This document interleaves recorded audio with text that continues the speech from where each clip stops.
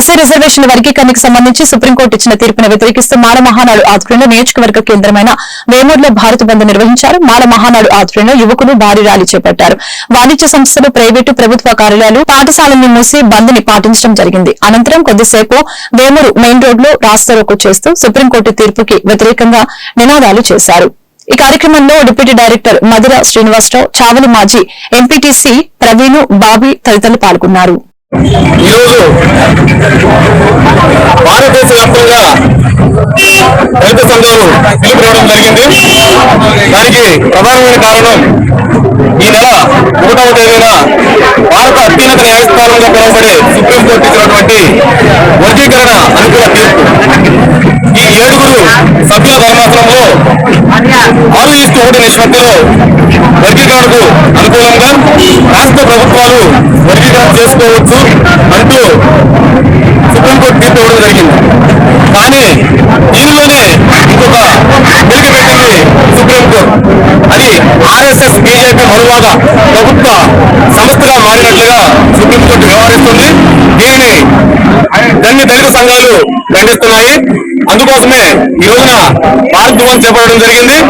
ఈ కార్యక్రమంలోనే సుప్రీంకోర్టులో ఇచ్చినటువంటి క్రిమి లేయర్ విధానం ఏదైతే ఉందో దాని అర్థం నా తోటి మాదిక సోదరులకు తెలియలేదనుకుంటాను, లేదా దాని గురించి పూర్తిగా అవగాహన కల్పించుకోలేదని నేను అనుకుంటాను.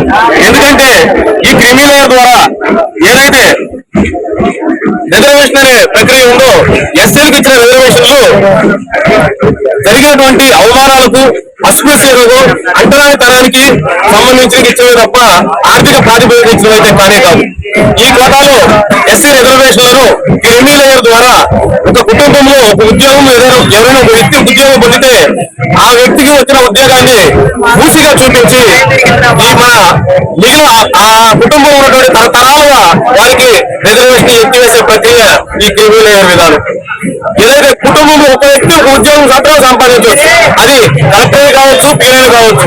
మాక్సిమం మనకి ఇప్పుడు ఉన్న ఈ రిజర్వేషన్ ద్వారానే ఎక్కువ మంది మన వారు ఏదైతే ఎస్టీలు ఉన్నారో, ఎస్టీలు ఉన్నారో వీళ్ళంతా ఐఏఎస్ లో, ఐపీఎస్ లో అవుతున్నారంటే దానికి కారణం ఈ రిజర్వేషన్. ఈ రిజర్వేషన్ తీసేస్తే మరలా మన ఎస్సీ, ఎస్టీలు, బీసీల పరిస్థితి ఎలా ఉంటుందంటే, మా ఎస్టీల పరిస్థితి అయితే మూతికి ముంద ఒడ్డుకి చీపులు కట్టుకుని వెళ్ళాల్సిన పరిస్థితి మరి మరలా పునరావృతం అవుతుంది. దానికోసమనే ఈ రోజున అన్ని ఒక మాల సంఘాలే కాదు, అన్ని దళిత సంఘాల ఆధ్వర్యంలో ఈ రోజు భారత్ బంద్ ను నిర్వహిస్తున్నాము.